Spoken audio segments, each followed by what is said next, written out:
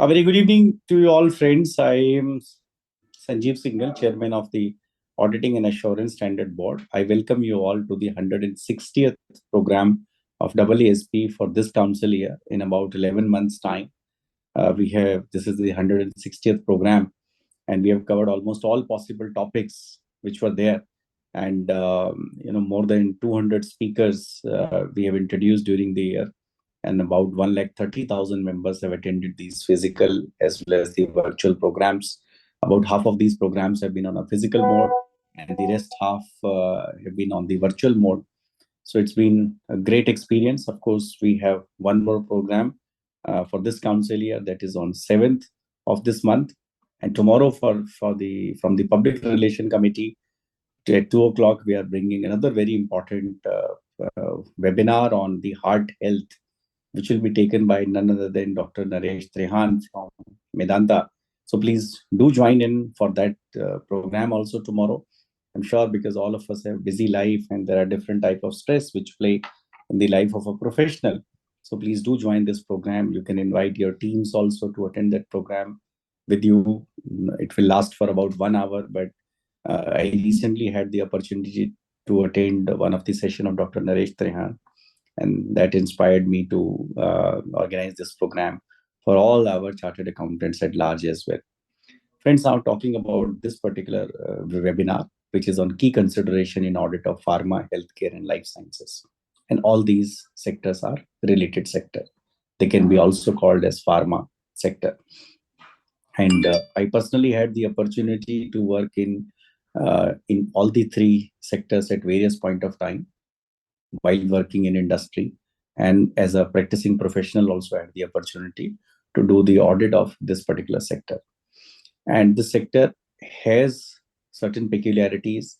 You need to understand this sector well. And fortunately we have Ashish here, who is auditing a very, very large Indian company, an Indian MNC, which is into the pharma space. Similarly, we have Amit Chuk, who has a very vast experience of audit, and both are very, very esteemed members of our profession. Friends, pharma has peculiarity in terms of, say, for example, revenue recognition.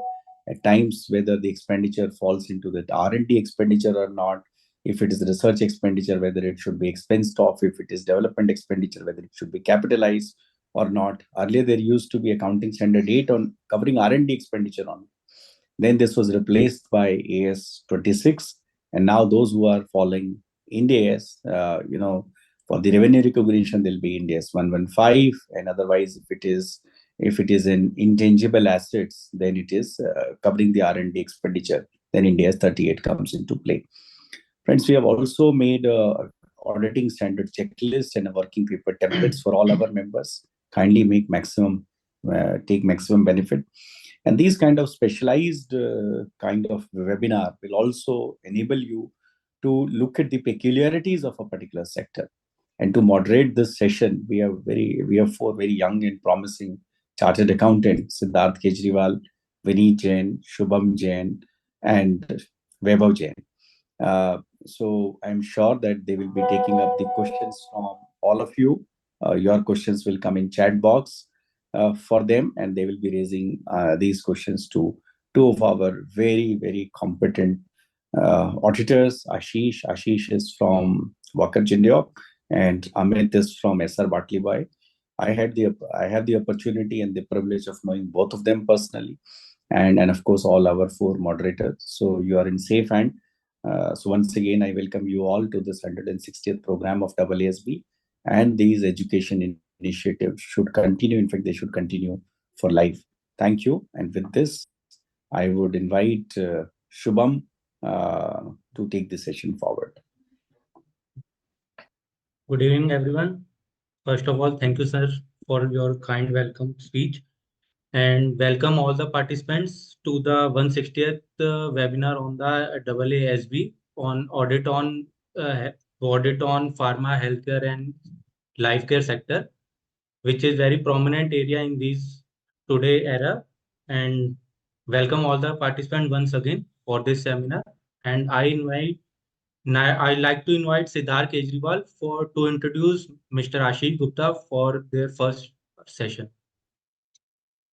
Shubham. I would like to thank Chairman of Accounting and Auditing Standard Boards of India ICI, Mr. Sanjeev ji, and Vice Chairman, Mr. Vishal Doshi ji in absentia, who has organized this wonderful webinar for us on pharma sector. And I would like to briefly introduce Ashish ji. Ashish graduated from Sri Ram College of Commerce and interned in audit at a large audit firm in Delhi. At Walker Chandiok and Company LLP, he has gained experience at auditing some of the largest companies in India across sectors. Ashish has also done executive learning from Harvard Business School on professional services firms. He has over 24 years of experience in auditing and accounting advisory. I would like to welcome Ashish ji. Right. Thank you, Siddharth, Shubham, and particularly Sanjeev ji. I think I must compliment you, Sanjeev ji, for achieving this feat and your team. Holding 160 seminars within 1 year is a massive. I mean, I'm not sure who holds the Guinness Book of Record, but I think you can certainly apply for that. And I think I've participated personally in both the online and in-person seminars. I must compliment the entire team that you have, led by Anilji, that how meticulously everything is planned. So thank you for giving this opportunity. And again, it's a well thought out. On Tuesday, you have a session by Dr. Trehan. And before that, you're going to learn about the accounting and auditing nuances of the sector. So this is not to prepare you for the And session and tomorrow. and Ashish, if I'm not wrong, you're also the auditor of Medanta. Yes, we are the auditors of Medanta. So my suggestion and request would be, please don't take anything of this tomorrow to the session with Dr. Trehan. Not at all. Not at all. But yeah, I think it's very interesting that we have both the auditing standards discussed in detail, practical situations. It's also now looking at the industry lens, because I I believe that as an auditor, you can't be oblivious to the fact that how the industry is really performing. If you know that whenever you start an audit under 315, the first thing you have to do in the risk assessment is to understand the client's business. And for that, you have to understand the industry in which that client operates. And that industry knowledge, I can sort of tell you from my experience, that can make a significant differentiation on first, you determining the right risks that you have to focus on from a material misstatement, financial statements perspective, but also at the time of even handling issues. So whenever the issues happen, how they need to be dealt with, you have to apply that industry lens. As Sanjeev ji very rightly alluded to that fact that how do you really differentiate with your research and development costs. I'm sure my colleague Amit will cover that more in detail. But some of those peculiarities can only be learned through experience of knowing the industry. So again, I would thank CA Sanjeev ji, Doshi Saab, and everyone for giving this opportunity to me. What I'll do is I'll start my deliberation, and we will between Amit and myself. So I'll cover the healthcare bit, and Amit will basically cover pharma and life sciences. Let me just put it up my screen. Just let me know, Anilji, once you can see the screen, it's visible. Yes, it It's is visible. visible. It Okay. is visible. Yes. Awesome. Right. So, well, I have about 40 minutes before we can go into question and answers for my section. But as I said, I think we will divide this into three segments. First is I'm going to focus a little bit about the sector. Because as I said, one will be able to appreciate the issues, or let's say the audit consideration or accounting considerations, once you understand the nuances of the industry. So I'll talk about some of the nuances of the industry, and then I'll dive into the healthcare, and then Amit, my colleague, will take over for pharma and life sciences. So I'll start with the Indian pharma industry. Indian pharma industry is growing rapidly, and you would have seen many companies in the country who started with the domestic pharma, but then became global MNCs. We used to be Ranbaxy in those heydays. Then you have companies like Sun Pharma, Cipla, Dr. Reddy's, who are very large organizations, and who are not only servicing the Indian consumers, but also catering to the world over. In fact, recently we were when we were stuck by this unfortunate COVID wave, it's the Indian pharma that was really the savior for the world, and we saw how the vaccines from India were really supplied across the world, and how they became a very essential element of the India story that we see today. So the Indian pharma industry per se is very large, expanding significantly. Today, we are the third largest by volume. Value wise, we are 14th largest, but you should discount the dollar INR depreciation. But if you were to do a PPP analysis, which is purchase power parity, it will be in the top seven of the from a value perspective as well. We are a fairly large exporter. The pharma industry last year clocked about $26 billion of export. As said, this is one of the very the fastest growing industries. I mean, the CAGR of about 23%, expected to go up to about 25% in next 1 year. And R&D spend has also been something which is catching up.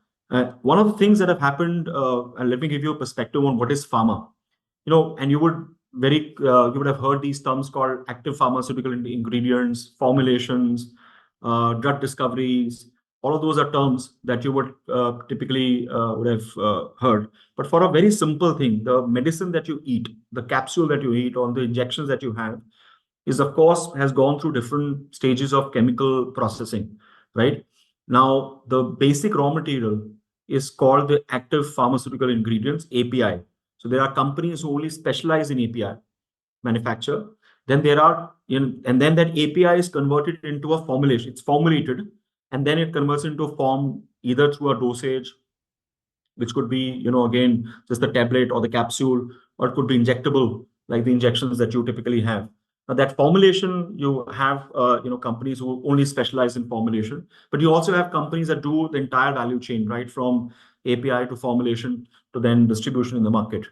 So that's really the very broad, basic terminology in pharma. There are, of course, many intermediaries that get involved in the process, like somebody who would do a drug discovery, somebody do clinical batches, somebody would do, some bit of filing with the regulator, somebody would do some bit of research and development on that. There are companies that specialize, and that ecosystem around that pharma is often called the life sciences ecosystem around the pharma sector. So that's really the sector that you can sort of categorize, and each of those have different challenges, very different challenges. And I'm sure Amit will talk about those challenges. I'll not take away Amit's session, but he will sort of delve into it. But it's important for you to know these components that work. So ingredients, formulation, you have the medicine, then gets distributed either in Indian or overseas market. The pharma industry per se, whether it's in India or overseas, is extremely regulated, because it ultimately deals with the healthcare, something that we take inside, right? As I said, again, in the form of either tablets or capsules or injections. So because it's something that we take inside, the regulators across the world are very, very particular about certifications on what quality standards need to be met by each of those companies. And that also throws up a lot of accounting and auditing challenges, which I'm sure will get covered through this webinar. These are the key markets that the Indian pharma really strives beyond India is North America, Africa, Europe. Again, something that's expanding massively. I can tell you that North America today, a large part of the North American market is serviced by China and India. It's not the Americans by itself. It's not the South Americans. South Americans typically used as manufacturing base, but the core of either the science behind the chemicals or the formulation really sits between China and India, and that's the space. And the government recently came up with this plan of giving incentives to the sector, and that plan is basically called the PLI. You would have commonly heard about it. It's called the Production Link Incentive, to predominantly move that needle of saying that how do you capitalize on increasing significant manufacturing base for the Indian pharma companies in India, so that they can meet the increased demand of the Indian pharma products either in the US or the Europe. So there is a significant focus on this sector. This sector is going to be a sunshine sector. per many analysis over the next 5 years. So therefore, it's important that whenever you understand the audit accounting challenge, you understand the pace at which the sector is going. Some of the key trends that are going to emerge in the pharma industry over the period of time. Of course, there'll be more and more regulations. There'll be more complex therapies that'll come in as of course the human complexities are there. We saw with COVID, emerging complexities come up. They're going to be also adoption of a lot of technology, and I think that is where industry is spending a lot of money in. They're working on areas of identifying complex problems to solve, making sure that they have the adequate spend on the research and development to be able to file the patent upfront, and then also use technology either in production or on distribution. So therefore, there'll be a lot of spend that you will see. A lot of the value chain will get digitized, and a technology intervention will be there, which will mean that again, from an accounting auditing perspective, some of the challenges around this digitization will happen faster than we thought. Uh, and that also means that there'll be some of the technologies that'll get obsolete much faster than they were otherwise envisaged. So all of those challenges will come in because that's the way the pharma industry is moving. Heavy investments in manufacturing, in technology interventions across the value chain, newer markets, complex therapies, and if you look at from an industry perspective, a significant government intervention through price control and distribution control. So these are the 4-5 things that will happen in the pharma industry over the next Indian pharma industry over the next 4 years that you will experience.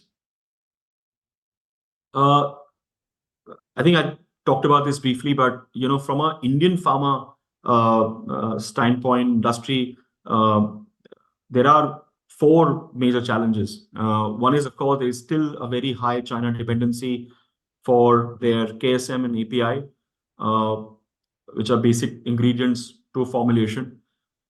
Government is trying to change that through PLI investments, focusing more on API investments in the country. By the way, India used to be an API leader in late 90s, early 2000, but lost that advantage to China because they expanded significantly on manufacturing capabilities, which India did not.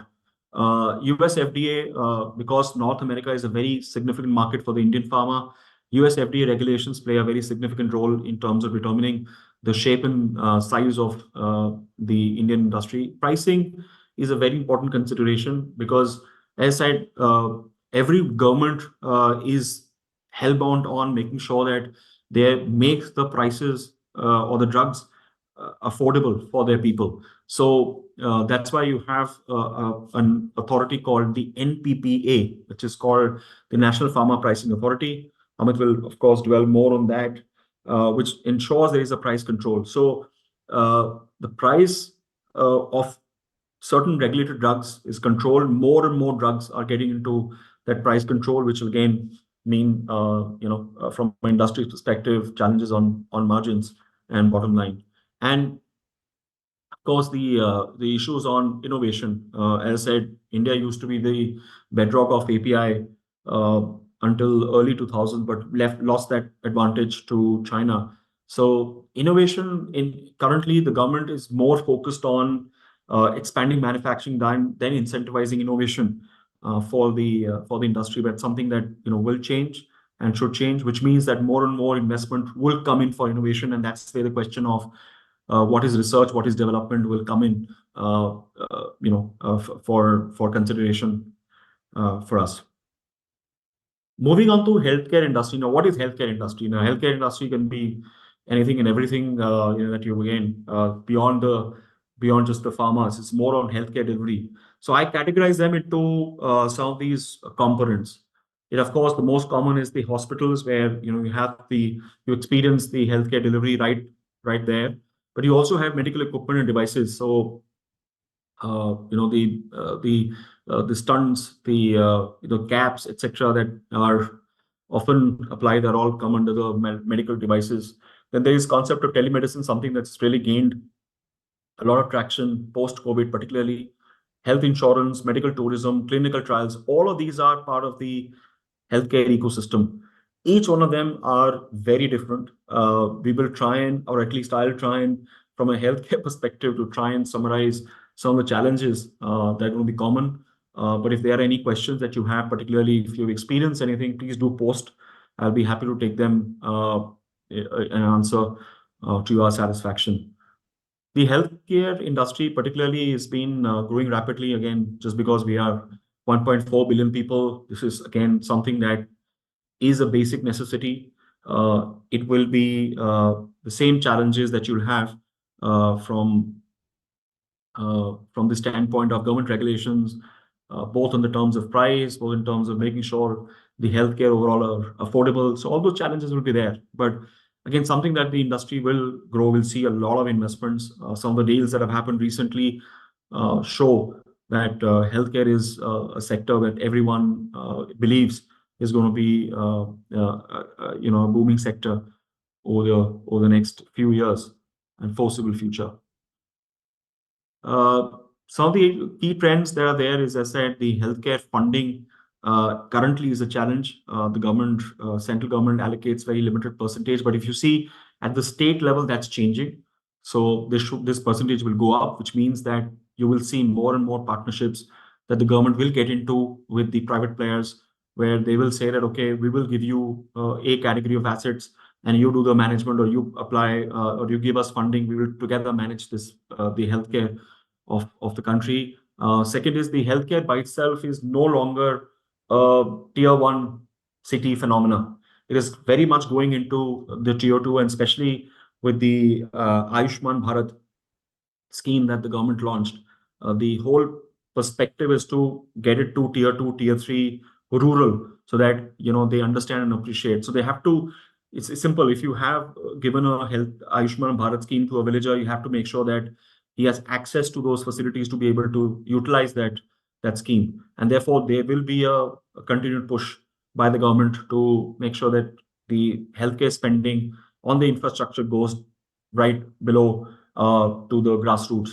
And therefore, you would have seen in last 2 years, there's been a significant focus on either expanding diagnostic labs into the villages, or it's really incentivizing setting up clinics across the tier two, tier three, giving more and more uh, emphasis on more doctors and nurses to be produced through multiple colleges, medical colleges. So all of that is the government side, but at the same time there is a lot of private capital push. The investors overseas realize that it's a great business financial model for them, because it's a very high growth industry. 1.4 billion, just the mass is huge, with the complexities of the areas of problem that we have as a country. This will again be subject to a lot of private capital. In terms of opportunities, we've seen some of these things change. There's a lot of advent of technology. You would have heard medical tourism, a lot of Middle East people you would have seen in hospitals. That's all part of the medical tourism concept. The health insurance is getting extremely deep with the advent of companies like Policy Bazaar and others. They've been able to widen the reach of healthcare insurance. There are, of course, challenges just talked about: infrastructure, managing patient load. Overall public health policy is still confused between the state and the center.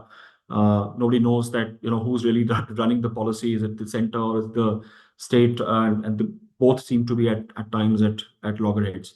So these are challenges about the pharma and healthcare industry. I'll now dive into the accounting and auditing considerations for healthcare. And again, coming from this industry understanding, we have to understand what are those typical accounting and auditing issues when you look at any healthcare delivery setup.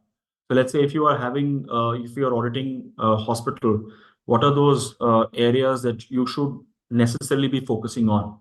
And I divide them into first the two broad segments. First is the structure, in which structure the hospital is set up. because at times you would find that the hospitals are on the government land, which are given to the hospital company to run, right? And that's often, you have often the concession arrangements with the government. So first is to understand what is the structure of the hospital. Then the second segment is really the operational challenges. So within operational challenges, revenue, expected credit loss, accounting for fixed assets, and also some of the consumption contracts, especially around the reagents that will be there. These are all operational challenges that will be there. I'll also cover the fraud considerations. That's the second segment of my presentation on the healthcare industry side. But I'll start with first the structure of it. So typically what you would find is that either the hospital chains are owned by, so where what happens is that the land is bought over by the company who runs it, and they set up the hospital and then run it, right? But most of the time you would find that the land is actually procured on a concessional basis, extremely subsidized rate, where the government says, okay, I want to promote healthcare in my area. I'm going to give you land, provided you going to do two things. Either you pay me subsidized lease rent, or you share revenue with me, and or you basically also commit that you will treat X number of patients under the so-called EWS scheme. So in that, the first accounting issue that you have to really think about is that whatever lease rents that you're paying, if they're not fixed, can they be classified as lease agreements, or they're going to be classified as concession agreements if they are revenue share based. And we've seen both kind of arrangements available in the market. Uh, if you have fixed lease agreements which are giving you very limited lease amounts, but you have a fairly large revenue share, then it's more of a concession arrangement that you have, and therefore the accounting will follow the concession accounting rather than really the lease accounting on that. So that's the really the structure of the hospital which you need to understand. The other thing is on the operational start, I'll start with revenue recognition. Well, revenue is very simple. If it's a hospital, you have either the IPD or the OPD. IPD is a situation where it's an inpatient department where you get, unfortunately, you get admitted, or God forbid, if somebody from your, gets admitted, it's called the IPD. In which case, you are the patient. Either you paid through a health insurance or you pay yourself. If you pay through a health insurance, then you have TPS, called the third party agents, who essentially act as agents between yourself and the hospital and the insurance company, who's basically under which you have taken a health insurance. So what happens in a revenue situation? The hospital gets the money from the insurance company through the TPA, right? So let's say I get admitted to a hospital, my bill comes out to be 100,000, 1 lakh rupees for a 2-day admission. And I have a health insurance, right? I don't have to pay even a single rupee, provided there are no deductibles on that. And it's the health insurance company that pays for my treatment, which is the revenue for the hospital. Now, first is the timing of the recognition. The timing of the recognition is when they basically do it over a period of time rather than upon discharge. So you typically have the bills being processed on a regular basis, on a daily basis. Whatever consumables and services are being rendered to the patient, they get posted onto the IPD, and you have the revenue being recorded by the hospital. And once the patient gets discharged, then the revenue gets recorded into as recoverable from the TPA. But one thing that comes out starkingly is that there are certain adjustments and deductibles that TPA does. For example, the TPA, which is the third party agents who acts on behalf of the insurance company, they review every single bill and at times make deductions for certain things which they believe are overcharges.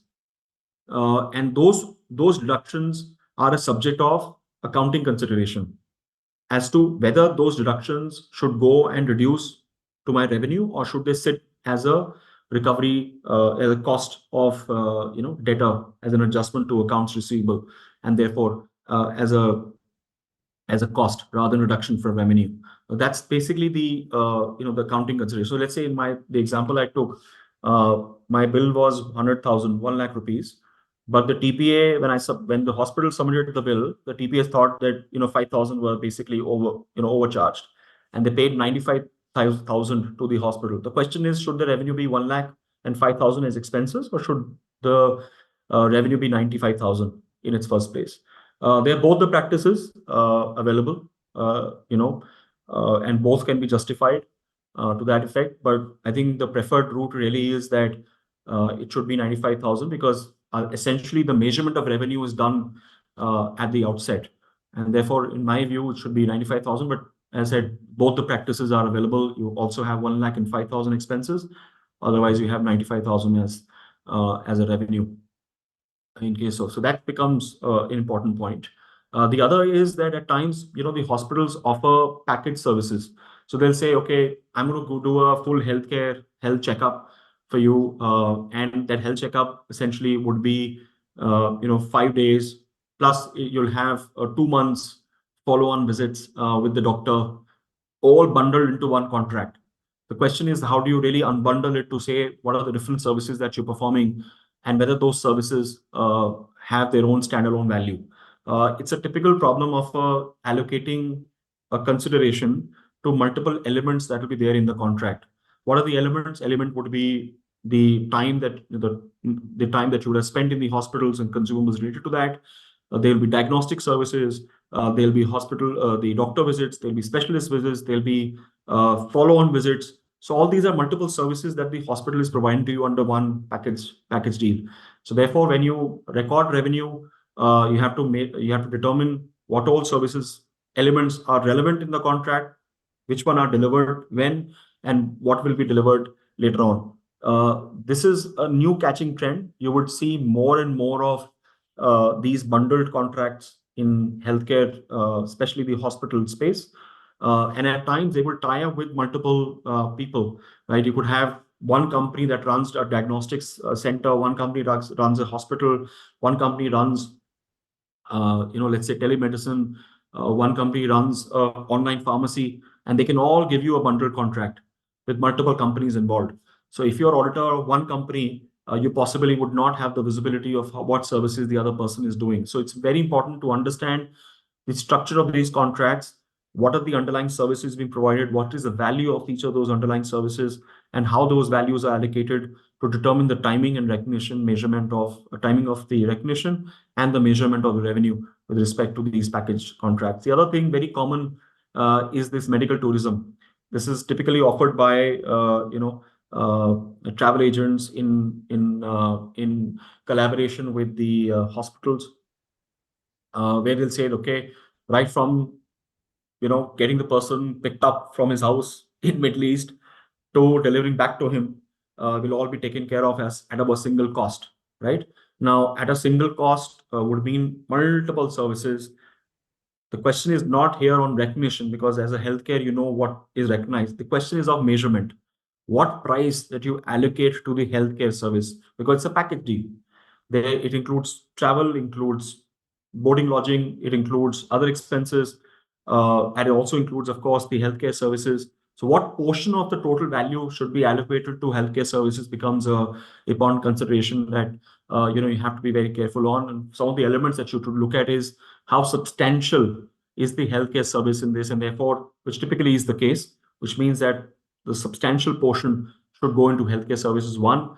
Second is that what are the other comparable prices that are available for a standalone value of these healthcare services. These are all indicators that you can use to test the measurement of the revenue thereon. You would also find, especially in revenue, one of the things that you should be very careful is that the government often enforces on the healthcare services, both diagnostic and for hospitals, that the CGHS, which is the central government health services, employees which are of the government, typically the central government or the state government, they can be treated for free or at a much reduced price. Now, all of those contracts are serviced by the hospitals or the diagnostic centers. So again, one of the important things that you should look at is, whenever you are auditing, is what proportion of CGHS is is being recorded by by that company, whether it's the hospital or the diagnostic. And you would typically find issues around revenue recognition there itself, even from a fraud perspective. So that's something that, even from a fraud perspective, I'll cover that in the second segment of my presentation. But uh, you should be careful on the proportion of these CGHS contracts which are getting recorded as revenue.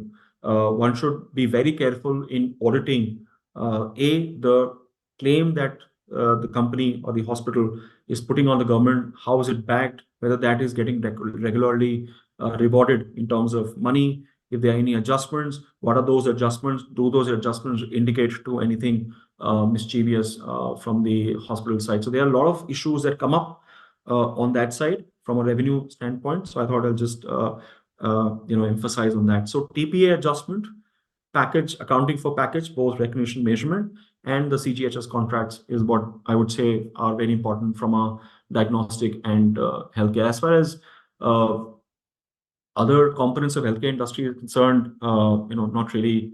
Revenue recognition would be subject to similar issues that you would find for any other service industry, uh, telemedicine, for that matter. Whether you have delivered all the elements of the contract, because telemedicine typically you have to identify the unit economics is very difficult in a telemedicine situation. So how do you identify revenue at the unit level becomes an important consideration for us. The other thing is on the useful life of assets, and this is again one area which is very complex. And when I get to the useful life of the assets, I'll also give you that an element of lease here. So whenever one gets treated at the hospital, all the equipment that treat you, whether it is the MRI machine, whether it's the oncology operating machines, whether it's any other surgical equipment, not necessarily that is owned by the company or that entity.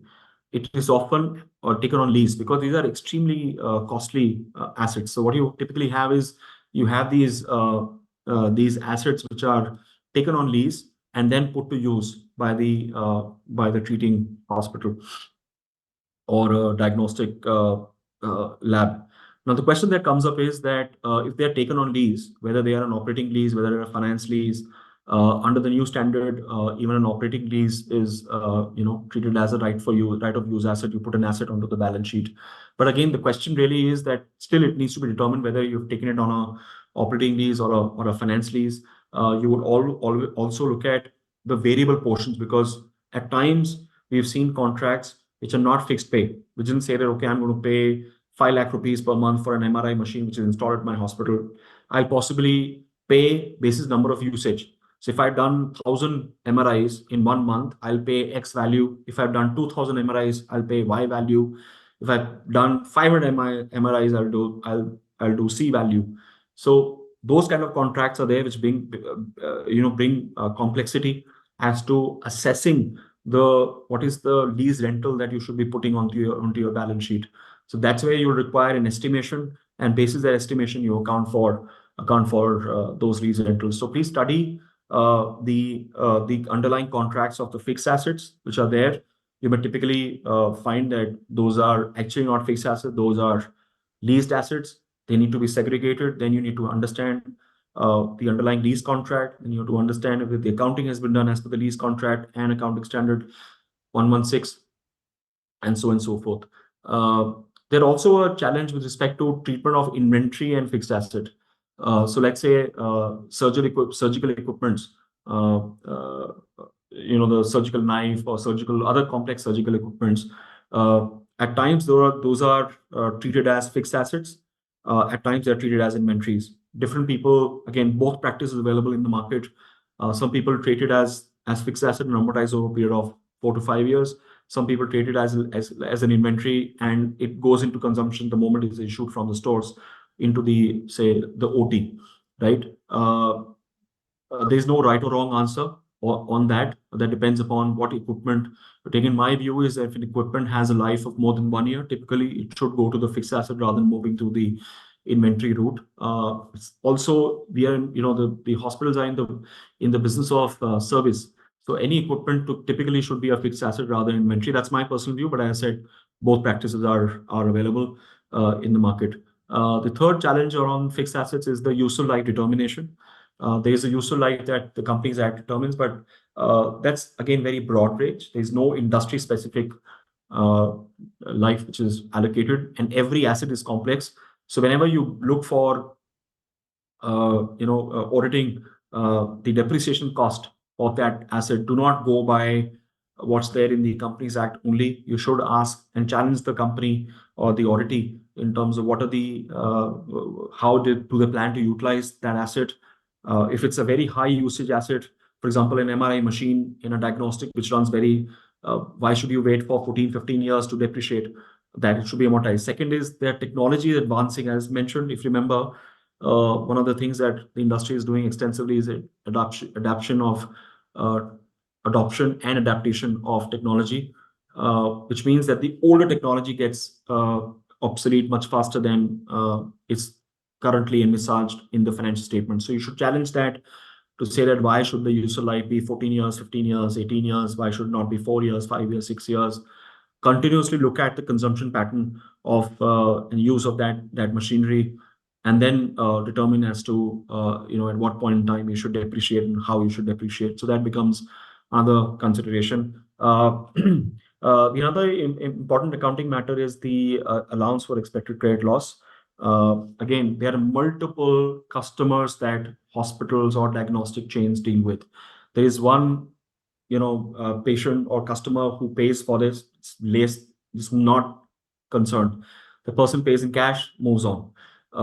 Cash as in person pays by himself, not a consideration. Consideration issue comes in when the hospital or a diagnostic lab is servicing under a contract, either with the government, CGHS, or through the TPA. That is where it is important to understand if there are any sticky debtors. We found in our experience and my personal experience that there are certain adjustments that are done by the government or the TPA which are well beyond the credit period, and therefore your expected credit loss model should not be at a 30,000 feet. It should go down to the customer category and then develop the model. It should not be a overarching model by itself, is my advice to you. And if the company is doing that, in my view, that they're not complying with the requirement of India S 109 on the ECL aspect. So therefore, you have to categorize your customer. And once you've categorized, so for example, within the government, you should not be doing government. It should be CGHS. It should be various divisions of government. It should be the military, the army cantonment separately. It could be state separately. It should not be clubbed as government because every single customer behaves differently.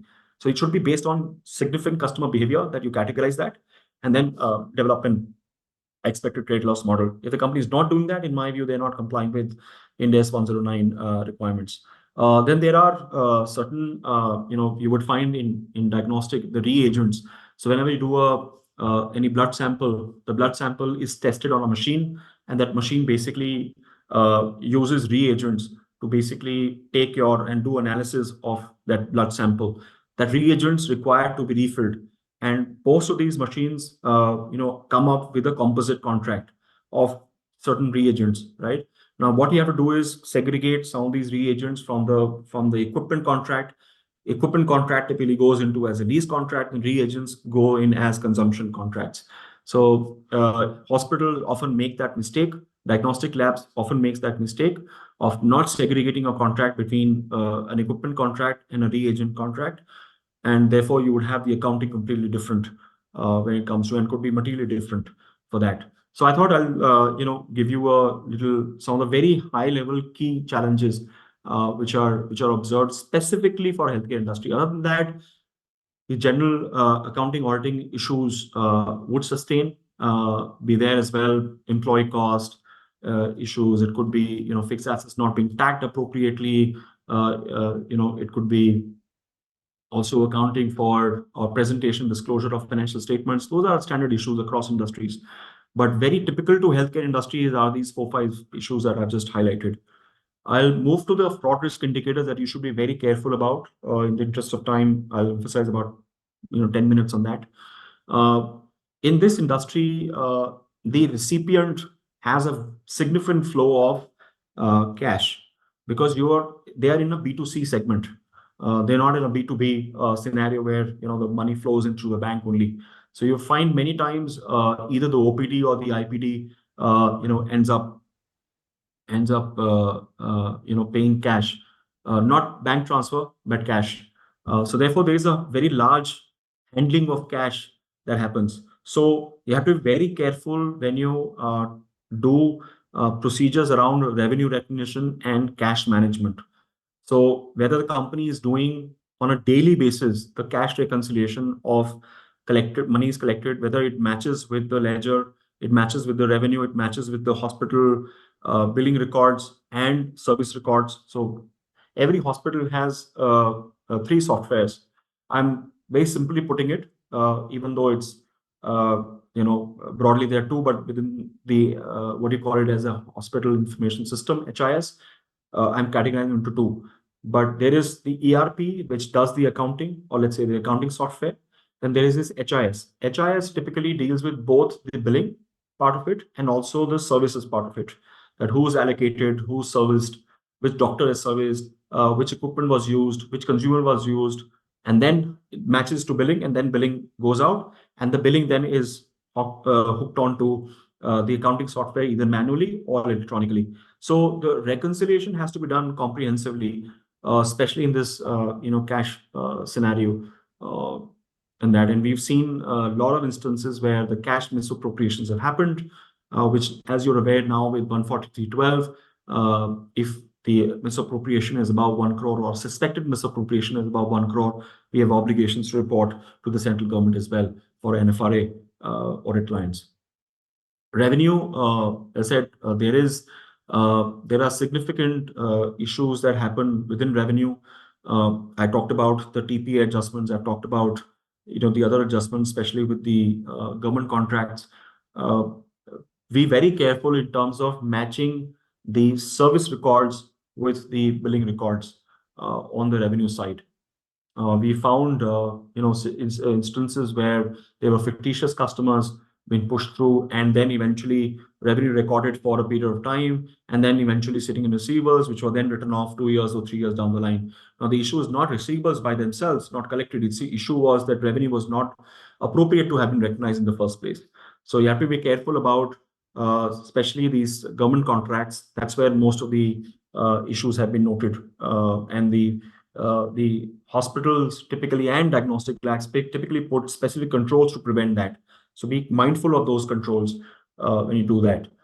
Third, and I would categorize them into both doctor payments and kickbacks for patient referrals. Doctor payments are, most of the doctors are either on the roll or on contract. It is important for you to test the agreements or test the payments being made to doctors. At times, those are not transparently done, and some of the misappropriation of cash also actually goes into doctors. These are all assumptive risks. I'm not saying that there are instances that you should, that I can sort of refer to. But I'm just telling you, these are definite risks on which the companies often put specific preventive controls. So the doctor payments is something that you should be very careful about. Second is the referrals. You would have typically found doctors writing, please get a lab test done from X lab or a Y lab or a Z lab, right? They would not accept anything. Now the labs typically go back and pay some sort of commission to the doctors, which are not strictly in line with the MCI guidelines for the doctors, and also best practices and fair practices laid out by the Ministry of Health. So therefore, you have to be careful about accounting for some of these things and references of some of these things often. One of the other areas that we've noted is through purchases.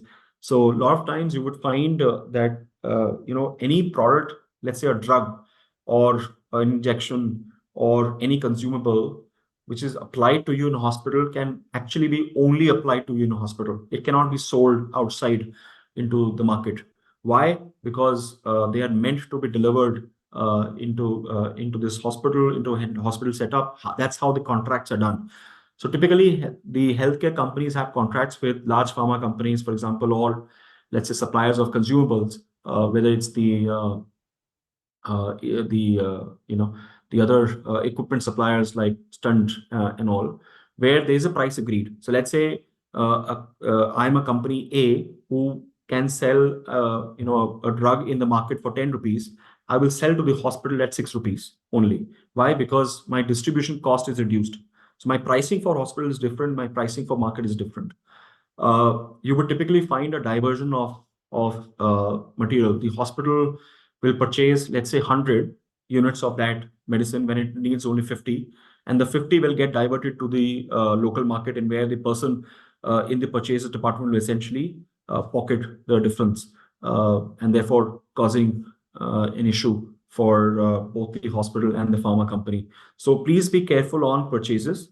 So is the company significantly focusing on that area by putting specific controls like frequent change of rotation of roles?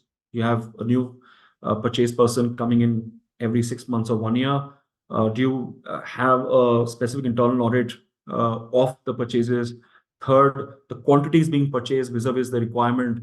Fourth, if there are any instances of any let's say leftovers, how those leftovers are treated by the hospital. So all of these are specific controls that the hospital puts in place to prevent some of these frauds.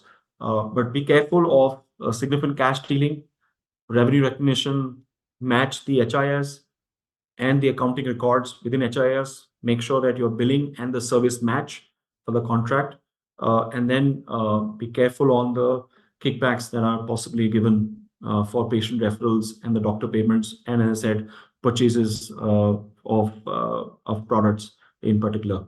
So that's what I had. I know it's very difficult to cover. It's a very vast industry, very complex industry. It's very difficult to cover everything within a span of 45 minutes. But nevertheless, I am available. Please do post your questions either in the chat here or separately. Anilji can provide my email ID to you, and then we can. I'd be happy to sort of answer any of your questions. I'll now request either Siddharth or Shubham to take this forward. Thank you, sir. Thank you so much for your deliberation. I request Siddharthi to please raise the questions you are having. Thank you so much, Ashish. Wonderful deliberations. First question is whether hospitals are also registered as trust or a society. See, you would find multiple models where either the hospitals are registered either a trust or a society. It depends upon the structure by itself. But then another complexity that you should be careful about is that the profit then is often allocated to the management service. So there will be a management service company which will sit on top of this hospital or this trust or a society, and there the arrangement between the management company and the trust in the society are very critical to examine. These are complex structures. I mean, we can go into more details if you have a specific question, but the answer is yes, you would find societies or trusts being created for hospitals as well. Next question is what if the hospital has spent 10,000 but the TP has paid only 95,000? How is the balance to be accounted for? Yes. So you meant 10,000, 9,500. My view is that your revenue recognition should be 9,500. The 500 rupees of adjustment that is done by the TPA should be adjusted against the revenue. But as I said, there are market practices where this 500 rupees is recorded as a doubtful debt as a cost in the P&L, and revenue is recorded at 10,000. My view is it should be 9,500, but you could find a market practice of 10,000 and 500. So, what if there is a time lag between the two, the hospital raising the bill and the TP approving? Yeah. So the revenue recognition happens at 10,000. Let's say you close the patient on 31st of March 2024 with a 10,000 bill, and you submit it to the TPA. Then you don't have to wait for TPA to give a confirmation because you've already rendered the service. It's a question of only measurement. It's like a typical scenario where in a product company, you make the sales and you have sales returns, right, coming in later on. You don't wait for the sales recognition for the sales returns to be known. We recognize the sales when the delivery has happened. So from a hospital perspective, the delivery has happened when the patient has been serviced. When the patient has been serviced, the revenue is the company has, or the hospital has a contractual right to record revenue. It is the measurement which also you can easily build, and it's not that that cannot be estimable. You can easily estimate basis your historical trend as to what is the adjustment that you typically could have on the TP, and accordingly make the measurement of the revenue. So record the revenue when you complete the service delivery, on a regular basis. How to account for free samples to doctors and diagnostic centers by the medical reps? Yeah.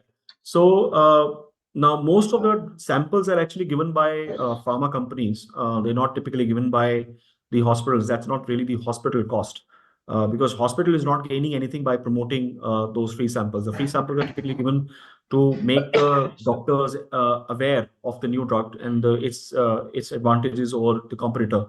So that cost typically doesn't sit in the hospitals, but for the pharma companies, that is treated as a cost of distribution, not as a cost of materials in production, but as a distribution cost of in sales and promotion in the P&L. Next question is a slightly longer one. How do you adopt pricing of a drug which has expenses during research stage, clinical and histopathology trials, and then manufacturing? And how do you account it at each stage? It is more significant because the research and the trial stage is for a long period of time. That's a typical CRDMO problem. CRDMO is the Contracts Research Development Manufacturing Organization contracts. CRDMO contracts will be covered by Amit as part of his deliberation. But I can tell you that whenever you have multiple elements of contract, you have to be careful as to first is allocation of the price to the different stages, and also then determining at what stage you should recognize the revenue. The typical problem comes in is on a POCM basis or on a milestone basis. So in my view, it should be milestone, but again, depends on the underlying contract, which I think Amit, I don't want to steal Amit's thunder on that. Amit is going to specifically cover the aspects on CRDMO as part of his pharma deliberation. Shivam, you have any questions with you? Yes, I do have question from participant. First is how to evaluate amount spent by the company on its patent held by it. Right. Again, a pharma question, but again, you have to determine when you are filing a patent, you have to determine which market you will file a patent. One. Second is that if that uh, uh, patent by itself, the cost includes the research cost or not. So you have to really take it not just from a patent standpoint, you have to look at from a POC. POC is proof of concept. So from POC concept stage right to filing of the patent, there are multiple stages. You have to first of all identify which stage is a research stage, which stage is a development stage, right? You start capitalizing from the development stage, and costs before the development stage are all expensed off in the books. So, but again, something that Amit will cover as part of his R&D. Next question is, Sure. what is the treatment for the expired stock held by the healthcare industries? Yeah, good question. So expired stock, if it's so every company, whether it's in the manufacturing of pharma products or any healthcare products or delivery of the healthcare products, needs to make sure that they comply with the regulations around incineration of the expired products. In which case, if it's a pharma company, they have to pick up from the distribution channel and incinerate. Incinerate means destroy them in a controlled environment. If it's a hospital delivery, they have to either give that obligation to the pharma or undertake the obligation themselves to incinerate, to make sure that they dispose of that particular pharma waste in a defined manner. So now the cost of that, first of all, there are two costs: the cost of the expired stock and the cost of incinerating that expired stock. The cost of expired stock should be recorded when you have a fair visibility that the stock is going to get expired. and there are different models to that. There is a model for pharma companies. There is a model for healthcare delivery companies. So for healthcare delivery companies, the model is that you look at any leftovers from a particular patient that has to be treated differently. Let's say if it's a half open bottle, or if it's a half filled in any equipment or a reagent. So that has to be treated separately. When you have a fair estimation of what is left over and what are the likely leftovers, then you make an accrual at that time. Don't wait for the expiries to happen. That is one. Second is the cost of incineration is accounted for at the time of incineration itself. Okay. And next question is, should we consider cost record with respect to the new audit trail procedure? And what is the auditor's scope with respect to cost records? So the cost records are again, as part of our Annex C to the main audit report, we have to broadly examine the cost records. The company has to maintain cost records for certain covered sectors. Pharma is one of them.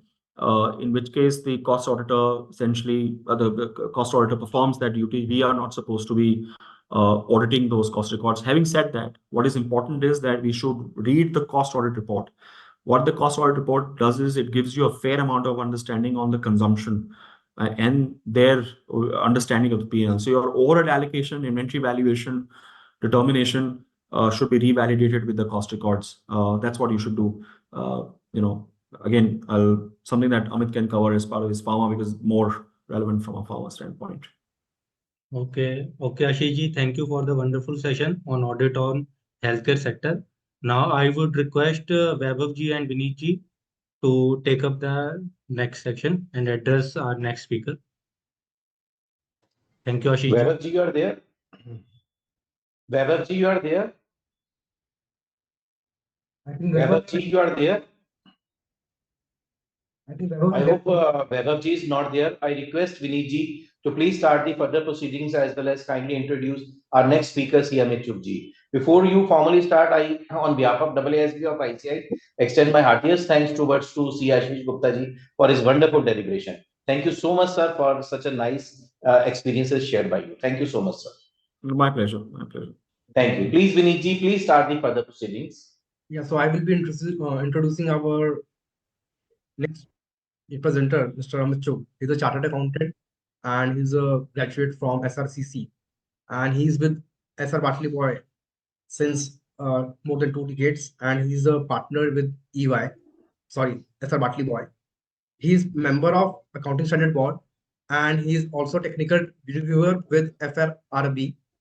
And he's associated with ICI in different forums. That's about Mr. Amit. And he's one more thing. He's also a cricket lover, and he loves to travel a lot. Thank you. Thank you, Vineet ji. Vaibhav ji has also joined. Vaibhav ji, please say a few words and kindly welcome Amit Chugh ji. Thank you for the opportunity, Sanjeev sir and the team. And I request, sorry, Vinny ji to introduce Amit ji, please. Sir, Vineet ji has already introduced, sir. On behalf of AASB of ICI, I extend my warm welcome to Amit Chugh ji, today's speaker of the day, second speaker of the day. So I request Amit ji to please start his further deliberation on the same topic. Over to you, Amit ji, please. Sure. Thanks, Vineet. Thanks, Vaibhav. Thanks to Sanjeev ji, Anil ji. I think it was a very informative and enlightening first session by Ashish. So what we'll do now is that Ashish has already explained how the pharma structure is kind of structured in the country.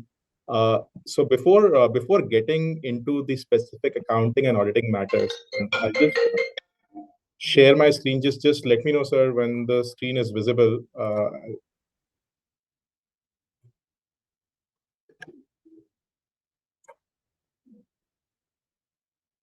Is the screen visible to everyone?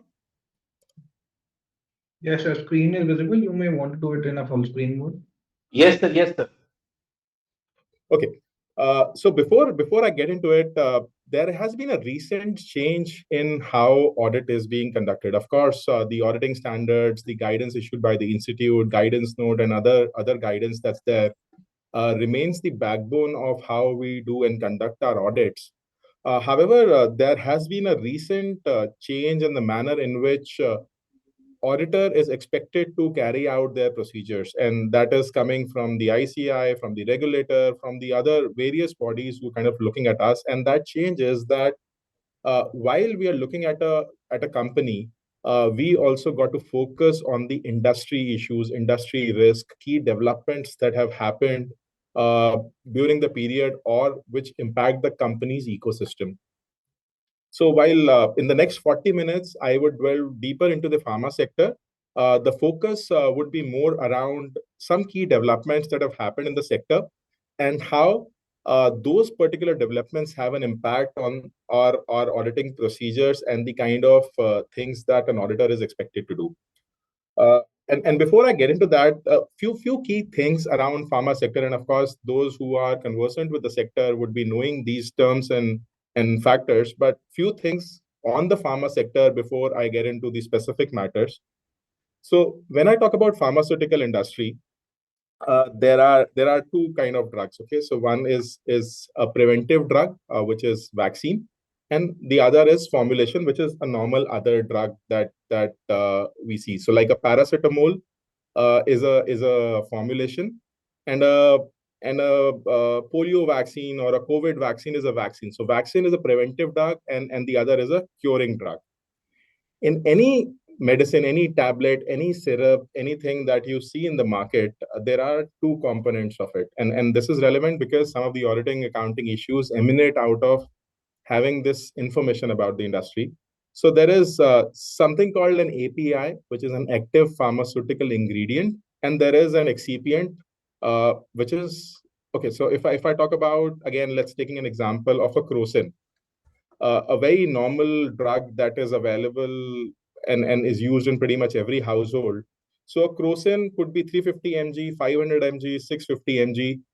So what is this mg? The 500 mg or the 350 mg is the weight of the active material, which is a paracetamol in this case, in that drug. And excipient is rest of the other uh, raw materials and things which make it soluble, dissolvable in the body, and help the active material cure. So in any drug that you see out there in the market, there is an active pharmaceutical ingredient, which is an API, which is the real uh, substance which cures a healthcare problem. And then there is excipient, which is the rest of the material that totally in aggregate form the composition of a medicine. The other thing which is very relevant from a sector perspective is over-the-counter drugs, OTC drug as we call them in the pharma industry, or generics, and patented drugs. So what are over-the-counter drugs?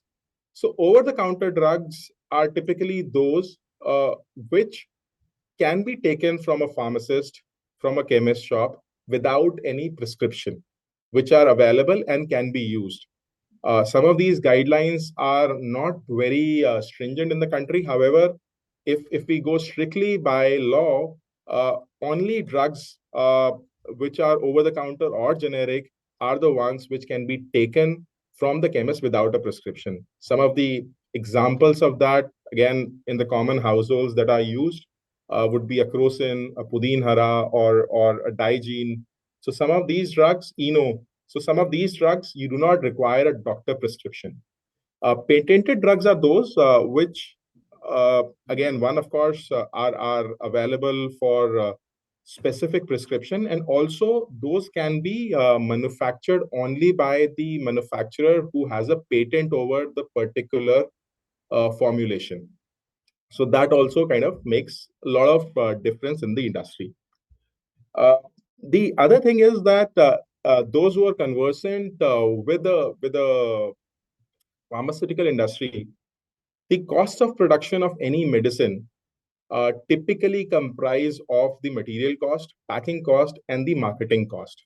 Now, if I were to kind of, as a thumb rule, divide these three costs into different components, at least from a common parlance perspective, the active material that goes into manufacture of a drug is always, including the packing, of course, is less than 10% of the total cost of the market selling price of that drug. In most cases, this is less than 5%. Then why are these drugs being sold at such a high price? The answer to that is the extensive research that goes into creation of a pharmaceutical medicine, which is where the entire bulk of cost resides, which may not be evident in the cost of production or in the cost sheet or in the BOM of a material, but there is a huge cost that goes into creation of a drug before it eventually is available for marketing and distribution. And the bulk of the other cost is around the marketing of a drug, which includes some of the key elements, as you discussed in the previous session, around free samples, doctor seminars, the medical representative cost. And also, I mean, if you look at any large pharmaceutical company in the country, and if I were to divide their workforce, more than 50% of the workforce of any large pharmaceutical company would actually be medical representatives. These could be on-roll employees or off-roll employees, but a large portion of their number, so to say, not the payroll cost, because of course the R&D and the production guys have a much higher salaries, but from a pure number perspective, uh, more than 50% as a thumb rule would always and always be the medical representatives. And then the last thing before we delve into the specific issues is around clinical trials. So you would have heard that any drug that hits the market, before it is there, it goes through various stages of trial before it finally gets approved by a regulatory authority that it is suitable for consumption of uh, human beings. Now, broadly, and there are different stages in different country depending on the regulatory requirements, depending on the conditions for which the drug is being used, but broadly these could be divided into 4 phases. The first phase is a preclinical trial, which is laboratory testing of a particular formulation or a API or a raw material, that whether can it cure a particular thing or not. So that's stage one. Stage two is testing it on animals, and there are specific agencies that do that. Uh, there are various ways and means in which that testing is done, which is again driven by the regulatory authorities of different countries. Third stage is when you do those trials on human beings, which are healthy human beings, to see any side effects of this. There are again agencies which do and market these. And fourth stage is when you kind of do on a small population of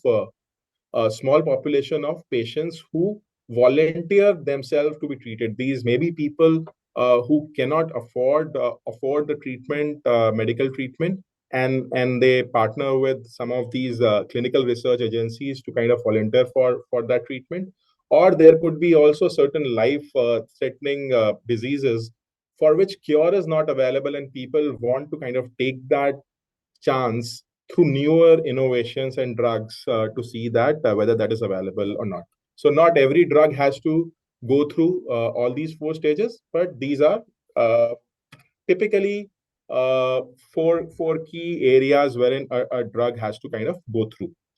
Now, since we kind of spoke about this, I'll straight away start with the R&D bit, which is one of the most complicated and key issue that you would find in almost all the pharmaceutical companies. And on this slide, there are several issues that we've kind of highlighted here, which impact the pharmaceutical industry in particular.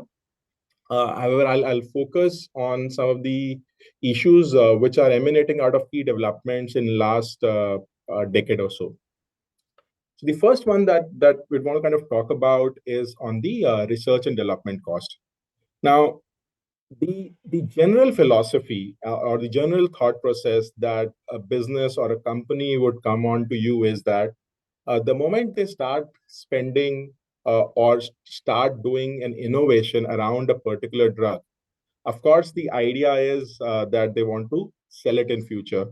The intent would be that they would want to capitalize that expense and carry that as a capital work in progress till the time such drug is available for active use or it gets approved by the regulatory authority. Now, unlike in a physical setup or property, plant, and equipment or fixed assets, wherein the test of capitalization is when the asset is put to use and it is available for commercial production. So that is the point at which we typically would capitalize a property, plant, and equipment or a fixed asset. Drawing the same analogy into an intangible or a R&D spent that is going into a drug, the moment that drug is available for a commercial sale, which means that it gets the eventual nod by the regulatory authority in the country that the manufacturer intends to sell, is the point typically that we would take as auditors as a point wherein we would want to capitalize that. However, if I take a step back, that is the capitalization stage. But what is the cost that is allowable as a capitalization cost, and what is the cost that should be expensed off? Now, if I go as per the standard for an intangible capitalization, the broad guidelines are that anything on which an entity has a control and it is sellable in the market and the cost can be differentiated is something that you can capitalize. If I take that back to the R&D spent on a medicine or on a new drug that is being created, is the expenditure separately identified? The answer is yes. Of course, it is separately identifiable. Would it be available for use in future? The answer is again yes. That it is of course being done with the intent to sell that drug in the market. And the third is, does the entity have a control over it? Again, the answer is yes, because this is a regulated industry. There are a lot of regulators that impact pharmaceutical industry, and for patented products, the entity manufacturing or doing the research has exclusive control. So does that mean that every time a company goes in for an innovation, do you have to capitalize such cost? The answer is no. The standard gives out a guidance to say that research expenses should be expensed off and development expenses should be capitalized.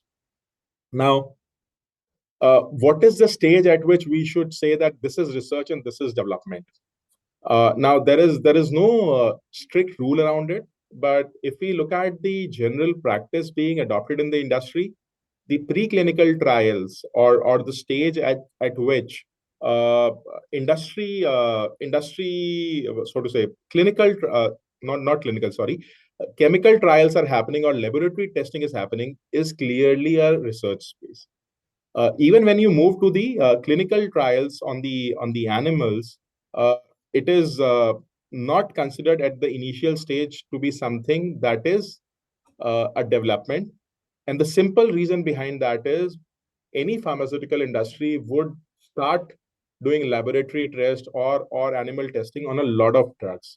Not all of the tests or the innovations that they intend to do go on to become commercially viable products. And hence, only at a point wherein there is a reasonable surety that the drug is likely to be developed and available for marketability is where you start capitalizing it. And hence, usually towards the later part of the animal testing, when several of those tests are successful, or when the human testing actually starts, is the stage at which one should start uh, capitalizing as development cost. Somebody also asked the previous session as to what are the costs which should be capitalized for a patent. Now, for a patent, uh, there are several costs that go into it. Uh, some people kind of take a liberal view, and of course, this is again something that would come from companies, because for them the idea of spending for a patent is of course for a long term usage, and in especially when you talk about getting your drugs marketed in foreign countries, in Europe, in US, in some of the other economies, you have to get certain registrations done before you can even start the patent process. So those kind of costs are generally, which are admin in nature or marketing in nature, are generally expensed off. Other costs, which could be internal or could be external using an agency, are generally capitalized. Also to do with what should be the life of whether or not R&D spend is capitalized and patented cost, what should be the life? Uh, the general rule again is whenever these are granted and these are regulatory things, so typically you would have a life associated with them by a regulatory authority, and that is a life that one should take for expensing of such capitalized intangibles. Now, moving on to another very key topic that has always been prevalent in the industry is the doctor spends. Now, if I go back to maybe a decade and a half, there would be a lot of spends, gifts, freebies being given to the doctors. There are certain guidelines called the MCI guidelines, which is Medical Council of India. These guidelines, and these guidelines had, for time immemorial, that at least I can kind of think of, have always had a clause to say that a doctor cannot accept freebies or gifts or any such item from the pharmaceutical industry exceeding a monetary threshold, which is 1,000 rupees currently. However, what the pharmaceutical companies were taking as a leeway to say that the MCI guidelines are applicable onto the practicing doctors and not on the pharma industries which are actually manufacturing these drugs. So that was the kind of stand that was taken by the pharmaceutical industry, and there were, of course, a lot of I would say malpractices that you would see around such spends. Some years back, Supreme Court came out with a ruling to say that the MCI guidelines would also apply in its intent, and there was a ruling around it. The essence of which was that even the pharmaceutical companies had to comply with that. In a finance budget few years back, 194R came in, basis which the department started disallowing some of the spends that was not uh, as per these guidelines. Uh, After which uh, there were several tax demands. There were several instances of disallowances, and also a change in manner in which some of these spends were being done. Another practice that emerged thereafter was around doctor conferences, wherein a pharmaceutical industry would do a kind of conference to say wherein some senior doctor would be invited, and various participants would be other doctors, and these would be done at hotels, resorts, overseas locations. Uh, so there was again a recommendation that even if there are doctor conferences which are happening, and of course the plea that the companies were taking, that these are informative in nature, more around creating awareness around the disease, creating awareness around their product, creating awareness around the cures, and again helpful to industry at large. So there is something that is being proposed to say that all kind of such spends should also be disallowed. Now that is currently being put on hold, and currently some of these kind of spends are allowed, which are in a sense more informative and for the benefit of the community at large are allowed. However, one has to kind of keep watching this space as to how law evolves around these practices.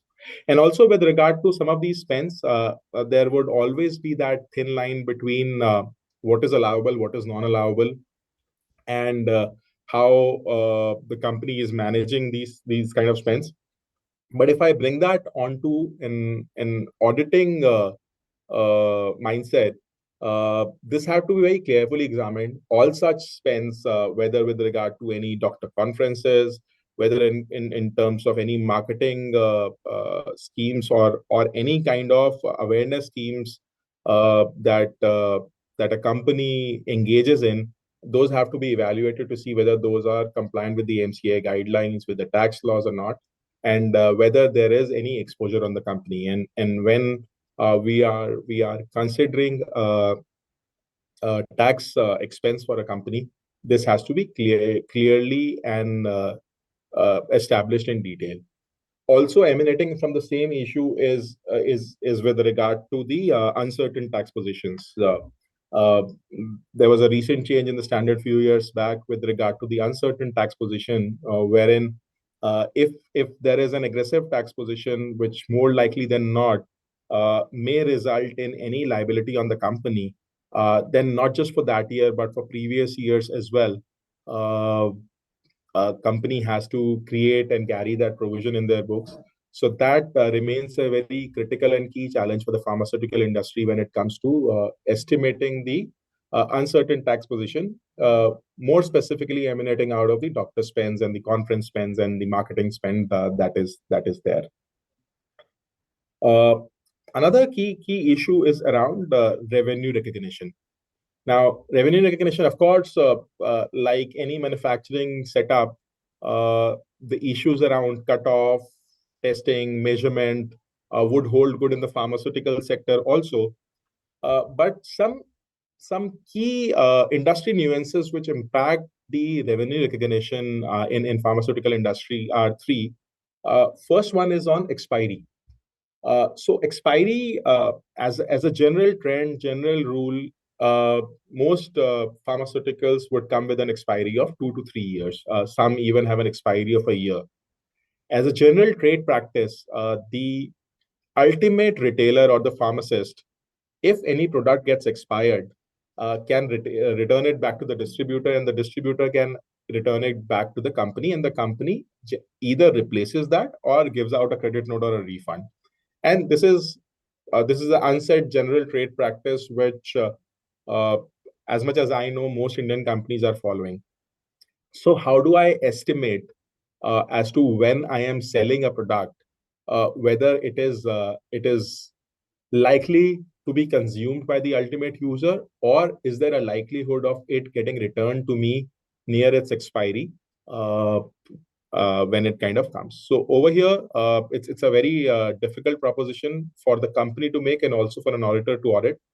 So in most cases, there is something called there are three stages of a product. Okay, three stages when I say from a marketing and a sale perspective.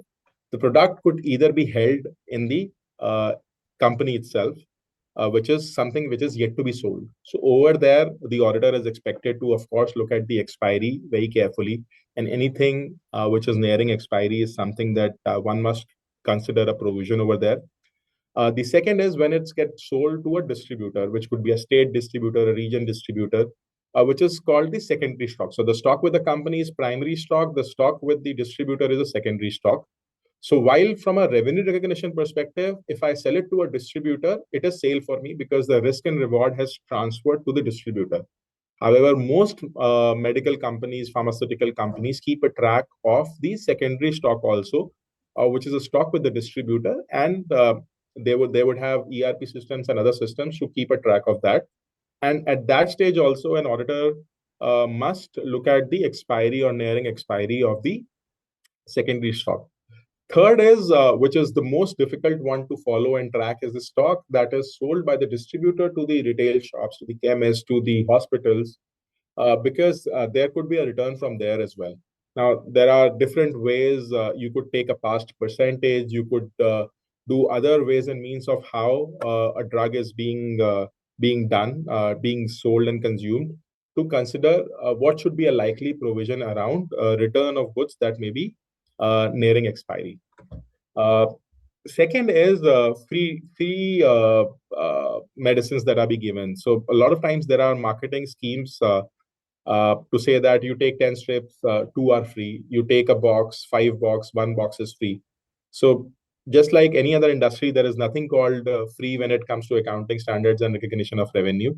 So all of that reduces the overall realization. So the free product that is given, so there has to be a distinction between free samples and free product schemes. So If I'm distributing free samples through my medical representatives, that is a distribution cost for me that should be classified under my marketing spend. However, if I am giving any bulk scheme, which is dependent on lifting of a particular quantity and which is through my sales channel, that would get classified as revenue and the cost sits in the cost of goods sold. One of the challenges that at least I've kind of seen in few pharmaceutical industry companies, the intent is to uh, depending on how the company gives out guidance, want to kind of show either the expired, not the, but the free samples under COGS, or there could be instances wherein the free product is likely to be shown as a distribution cost because they want to show a higher margin. So as auditors, we have to be very careful with how much is given free as a part of a distribution and how much is given free as a sample that is being given out to the doctors. Also, before I come on to revenue recognition, more specifically on the free samples, the other thing is that while a company is producing free samples or medicines, tablets, capsules, syrups, which are to be distributed as free samples to the doctors, to practitioners, to hospitals, uh, as per the standard of the medical industry, there has to be a separate classification, separate printing, that these are not available for sale because you do not want the doctors that you're giving those free samples to indulge in malpractices of selling those drugs. So it clearly mentions. So what happens when a company is manufacturing and printing those tablets, those strips back in the manufacturing setup, as to how do you kind of do the valuation for them? So again, the general trade practices, till such time that those are in the premise of the company as a primary stock, those are of course differentiated by a normal inventory, but are carried at cost of production. And when it gets delivered in the year, then it becomes a marketing and distribution cost for that year. So some companies, of course, may want to expense it off in the year, or may want to kind of carry that inventory. So when a stock take is being done, then one has to very carefully segregate which are the free samples and which are the ones that are sellable in the market. Coming back to the revenue recognition, the other is expected return.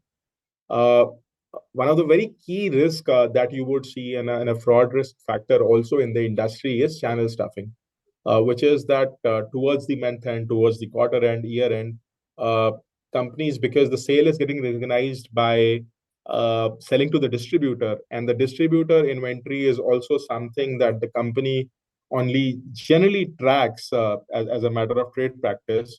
The company may ask their distributor to pick up large amount of quantities towards the month end, towards the year end, which could either be returned back to the company, which could be kept with the distributor for a fairly long period of time than the usual.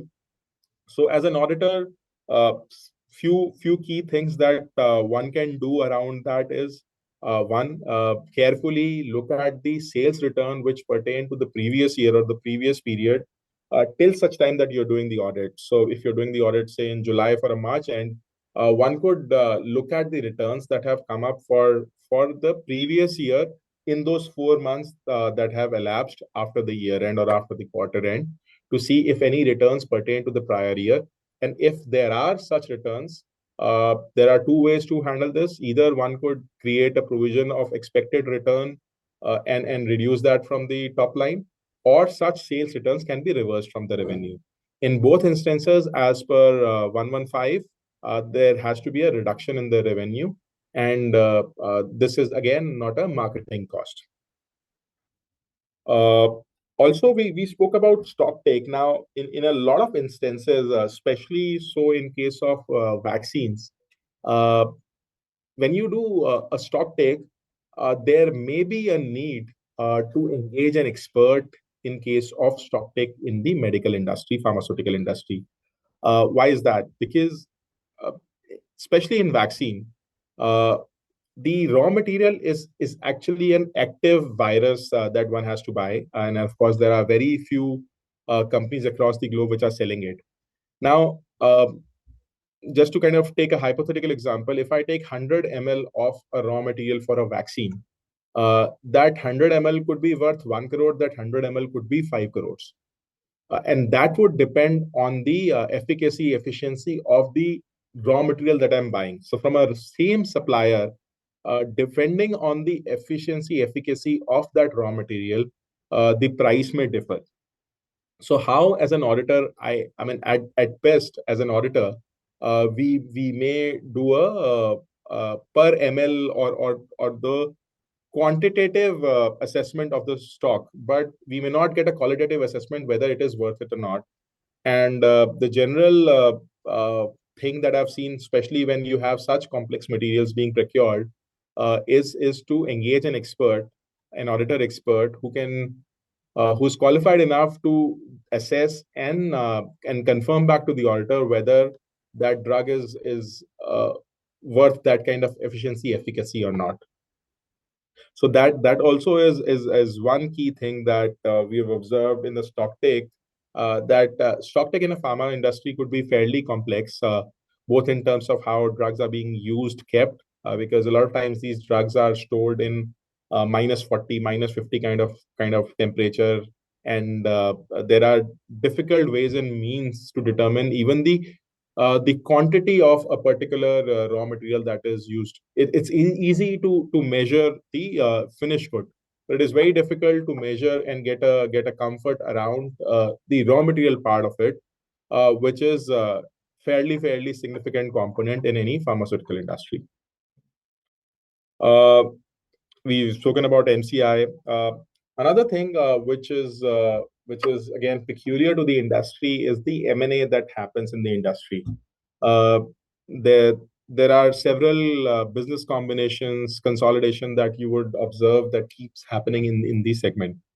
Now, when a pharmaceutical industry or a company or a setup or division is being procured, uh, the biggest cost that a company would be paying is not for the physical assets, but for the mental intellect, the know-how, the patents, or the internally generated intangibles that may not be there on the balance sheet of the selling company. In a lot of instances, suppose there was a patent that a company had acquired, and a large part of it was an uncertain situation wherein the selling company wasn't sure whether or not that would be commercially viable later on or not. In such instances, most of the cost would have been expensed off by the R&D company. But later on, when that division, product, or that company itself is sold, uh, a huge value would be associated with that particular R&D spend. Likewise, on the know-how part of it, uh, a lot of times there are employees uh, which are very specific to a particular line of medicine, which are very specific to a particular line of research. And in instances, there are scientists which are only like, say, one or two scientists in that field in a country. So when you acquire a company, when you get into a business combination, when you get into any kind of M&A, there is a huge cost associated with such workforce that has gotten assimilated by the selling company. In terms of accounting for that, the standard specifically prohibits that assembled workforce cannot be identified as an intangible. And hence, that would mean that there could be a high element of goodwill that may be involved.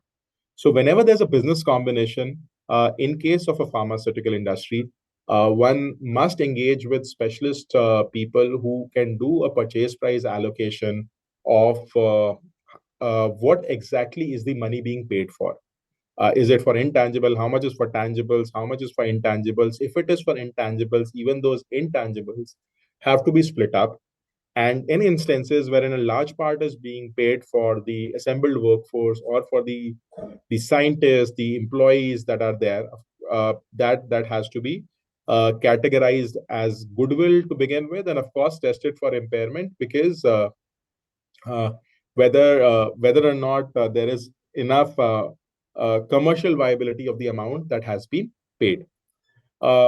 In certain instances in M&A, it has also been seen that companies intend to kill competition, especially in case of generics and OTC products.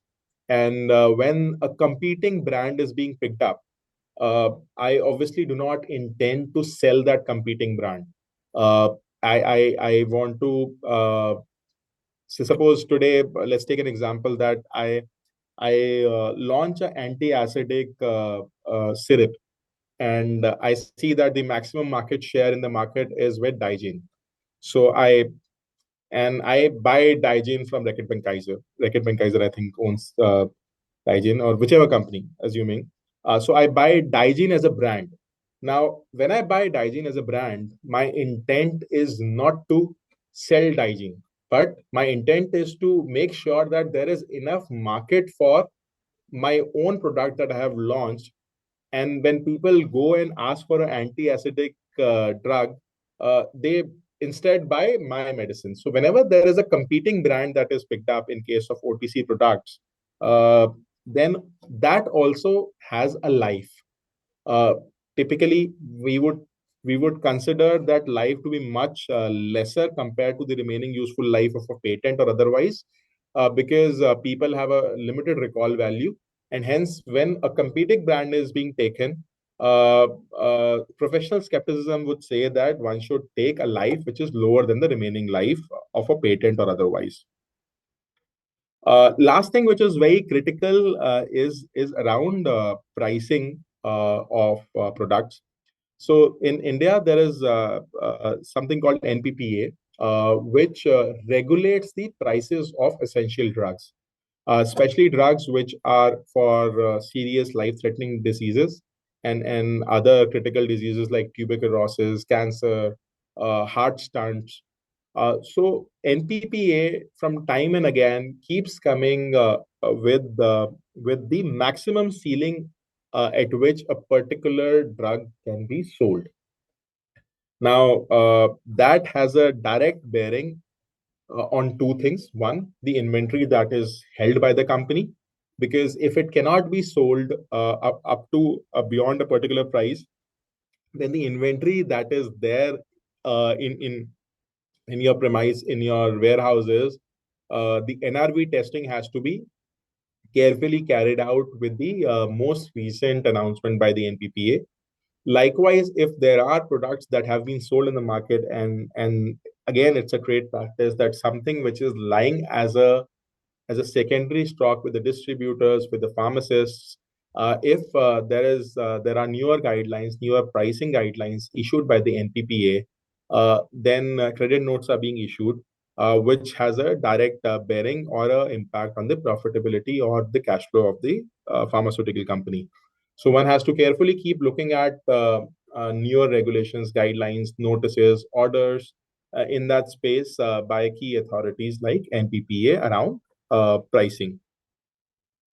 Uh, Now the other key trends which are emanating out of this particular sector, which as an auditor one has to be very cognizant of, is you would have seen that a lot of GST notices around the multiple layers that are there. So around that, not specific to the industry, but lately it's been observed that a lot of GST notices, show cause notices, are being issued to the pharmaceutical segment. So no particular theme in there, but each such show cause notice has to be evaluated on merit on a case to case basis, and that is something that one has to kind of keep a track. And again, not just on a particular notice, but even for the subsequent years, such factor has to be kind of considered.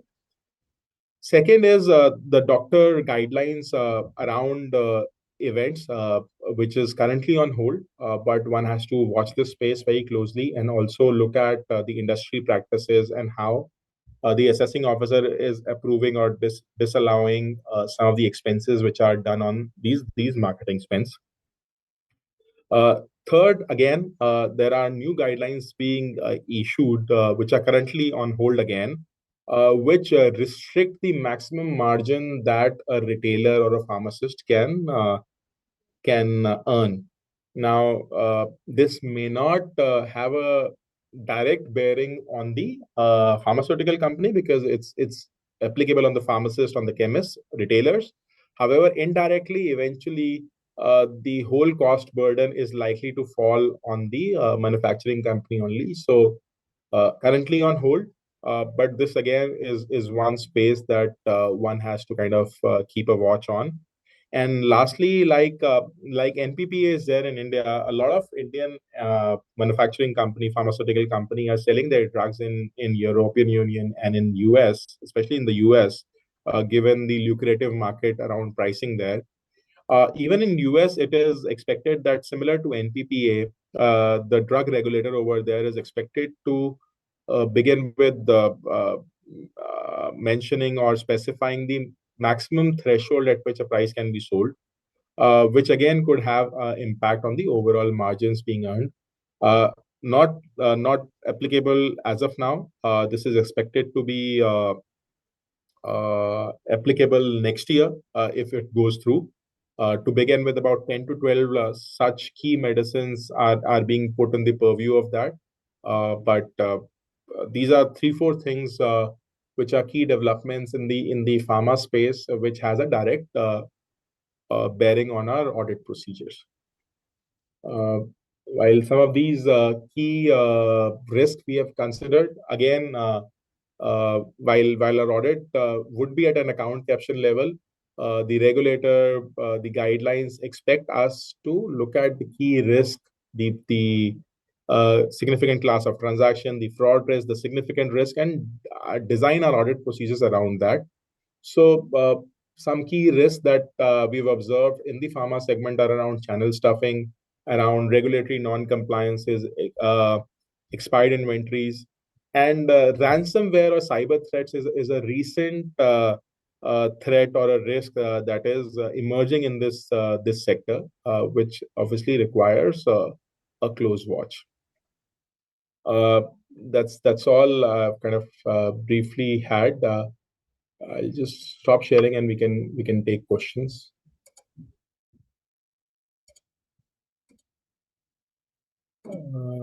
Thank you so much, sir, Can you for a knowledgeable deliberation.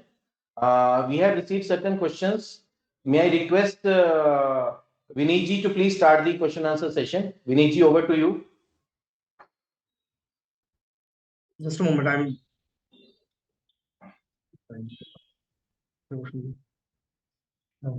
just a moment. Sure, sure. Ji.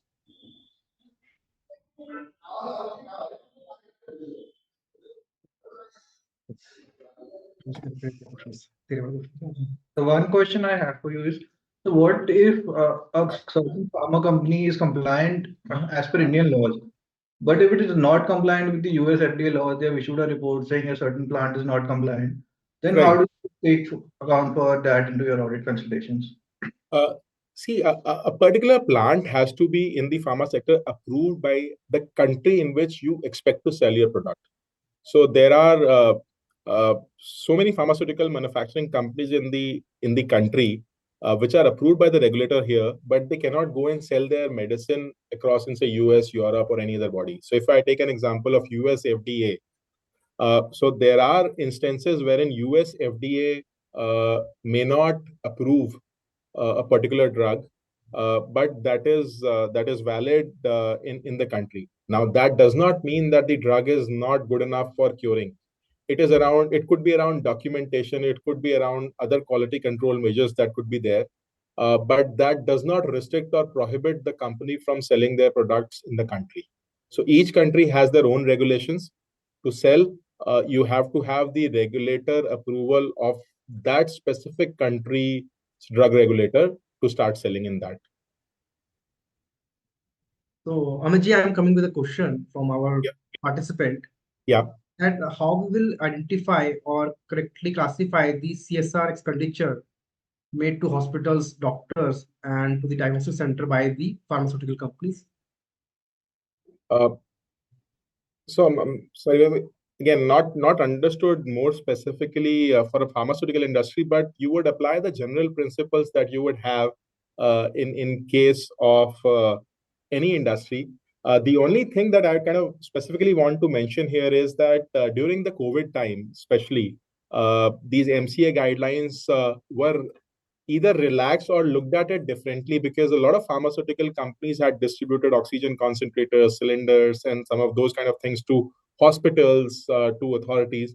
Now, that was not taken as a disallowed expense from an MCI perspective. And if that was done under the CSR GAP, that was also allowed as a CSR expense also. So the usual rules that would apply for a company, which would mean that if it is done for the benefit of community at large, then it is allowed. But if you are doing to market your own brand, then that is not allowable as a CSR spend. Okay. One more question from my side. That lot of times what's happened when I take medicine from a wholesaler, then I got at a half price or maybe 1/10 of the price on Right, what we are taking at the retail. So right. how will I take comfort, or maybe basically I will evaluate the top line of the pharmaceutical company, or maybe the margins, how much they are earning on that particular medicine? Sure. So for a pharmaceutical company, Viniji, it is the sale to a distributor is the final sale. Now, at what price is the distributor selling to the retailer or to a wholesaler who would then sell to a retailer is not of relevance to the pharmaceutical company from a revenue recognition perspective. Their revenue gets freezed at a point at which it gets sold, and it is outside their premise. After that, from a risk reward perspective or an accounting standard perspective, that becomes a stock of the wholesaler or the distributor. Of course, there's a trade practice that they can return if it is nearing expiry, and I would make good of such stock. But the discount, so a lot of times even retailers are offering 10%, 15%, 20% discount to the consumer at certain chemist shops. Certain chemist shops sell at MRP.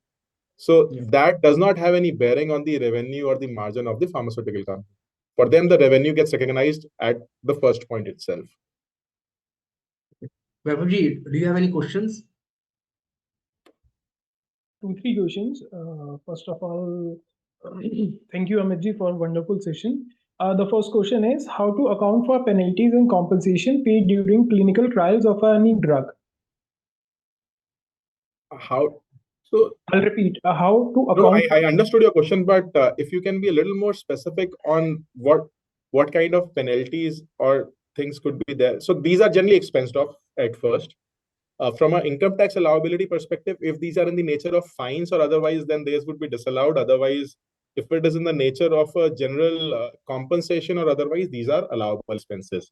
However, if there is any compensation that is being paid during the development of a medicine to either to a patient or to any lawsuit, that does not go as a part of the development cost, even if that product eventually becomes sellable. So expensed off, income tax allowability, disallowability, depending on the nature and facts and Correct, circumstances. sir. Next question from the participant is how pharma companies account for expired medicines, cost and expenses. That is expensed off, and as Ashish ji had also kind of there has to be a very careful procedure of destroying those medicines in a controlled environment so that it does not impact the environment also, and also expired products are not getting there in the market. So under the supervision of regulatory inspectors, such destruction happens, and these costs are expensed off. Okay, there's one more question which has recently popped up. Pharma cost participates in tender, mainly government bodies to sell their product. How Right. can the pricing be checked by the auditor? How can it pricing? How can the pricing be checked by auditors? So I've not understood in terms of tendering process, but I would answer how an inventory testing or the BOM testing is being done by an auditor.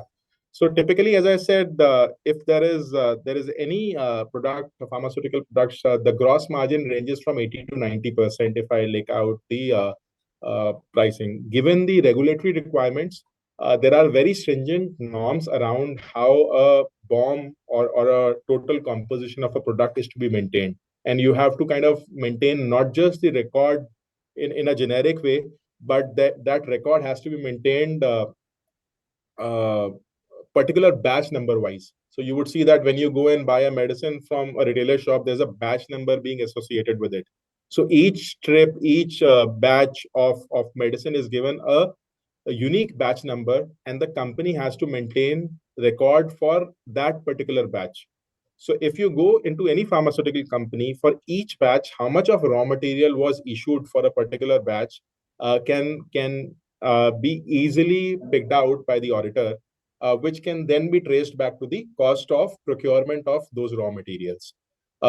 Because of the regulatory environment, some of these record keeping is mandatory to be kept by pharmaceutical companies. Okay, there's one interesting question, I believe. Is there any norms defined by ICI to validate the Ayushman Bharat Digital Mission compliance for healthcare information system used by hospitals? As far as I know, the answer is no, but I've kind of not dealt with it personally. Institute does not come out with specific things around. So that there could be trade practices around it, but again, this is something that I can check and come back to the larger group. Maybe Anilji, I'll respond to you, and maybe you can emanate to the members. To my knowledge, the answer is no, but I could recheck this. Okay, sir. One last question. In case of services are billed and revenue recognized at the time of billing, while the TPA sanctions a difference amount at a later stage, how do you handle the difference? So Ashish already answered this question in a different way, but that difference is to be reduced from revenue. There is certain market practice wherein the companies insist that should be taken as a cost and not as a reduction from revenue. But the more acceptable practice is to reduce that difference from the revenue. So that's all from my side, I believe. We have dealt with the questions. Thanks, Amitji, for taking the questions from our participants. And I would like to invite Mr. Anilji to take it forward. Thank you so much, Amit sir, for such a wonderful deliberation. You have covered everything regarding the pharma and the auditing aspects. Hope our participants have given a lot through the combined deliberation of yourself as well as Amit ji. So thank you so much on behalf of AASP of ICI for sparing your valuable time as well as acceding to our request for this wonderful session. Thank you so much, sir. I also extend my heartiest thanks to today's 4 moderators of the day, Sri Siddharth Kejriwal ji, Vineet Jain ji, Shubham Jain ji, and Vaibhav Jain ji for their wonderful participation as well as the moderating of this webinar. So you have successfully covered this today's webinar as well as the question answer session. So thank you so much on behalf of AASP ICI for sparing your valuable time. Thanks Vaibhav ji, thanks Siddharth ji, thanks Vineet ji, and thanks Shubham ji. Thank you so much. Thank you so much Amit ji. Thank you so much. And I thanks all the participants of today's webinar. Thank you so much. Thank you.